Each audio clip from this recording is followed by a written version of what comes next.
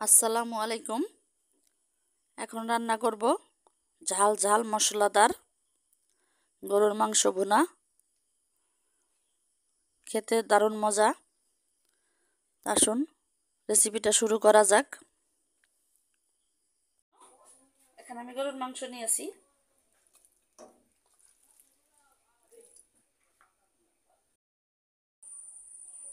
এখানে গরুর মাংস নিয়েছি 1.5 কেজি। 4টা দিয়ে দেব এলাচ, 1 টুকরা দারুচিনি, 4টা লং, 2টা তেজপাতা ছিঁড়ে দিয়েছি। পেঁয়াজ কুচি দিয়ে দিব 2 কাপ। আমি তো মোটা মোটা করে গোল গোল করে কেটেছি, যেহেতু এটা ভুনা করব এভাবে দিলে সুন্দর হবে। হলুদ গুঁড়া দিব 1/2 টেবিল চামচ, মরিচ গুঁড়া দিব 1 টেবিল চামচ, আরও দিব 1/2 টেবিল চামচ, মোট 1.5 টেবিল চামচ।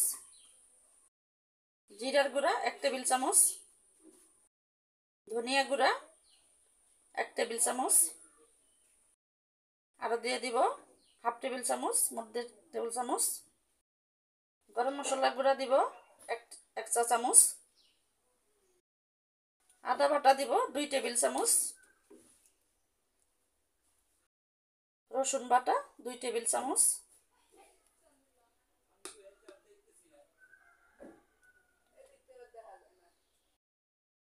তেল দিয়ে দিব 1/4 কাপ, লবণ দিব স্বাদ মতন।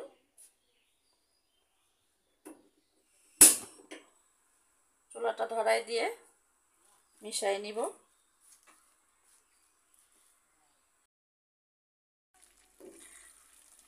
মাংসগুলো মিশিয়ে নিয়েছি।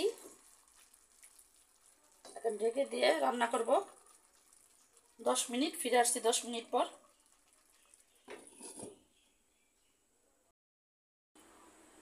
10-15 মিনিট হয়ে গেছে।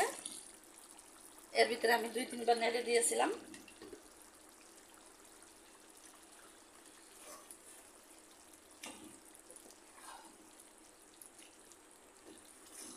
মাংস থেকে অনেকটা পানি ছেড়ে দিয়েছে। চুলার আঁচটা আমি মিডিয়ামে রেখেছিলাম।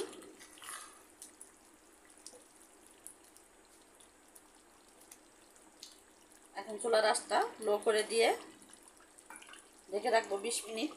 মাঝে মাঝে নেড়ে দিব। ফিরে আসছি 20 মিনিট পর।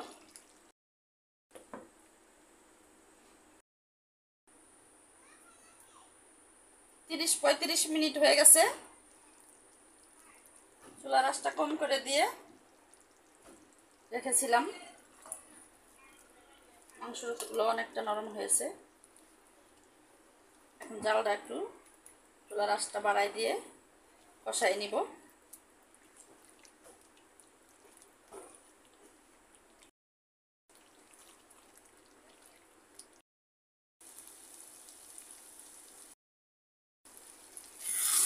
মাংসগুলো 15 মিনিট কষাই নিয়েছি। এতে করে মশলার গন্ধটা চলে যাবে, ভাজা ভাজা একটা ঘ্রাণ আসবে, খেতে মজা লাগবে। এগুলা মাংসগুলো অনেক মজাদার হবে।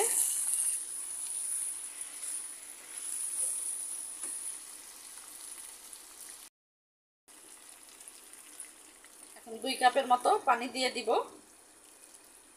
মাংসটা প্রায় সিদ্ধ হয়ে আসছে।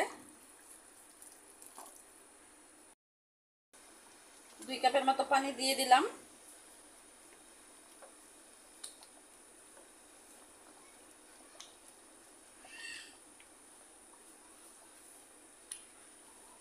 এখন ঢেকে দিয়ে রান্না করব 10 মিনিট। ফিরে আসছি 10 মিনিট পর।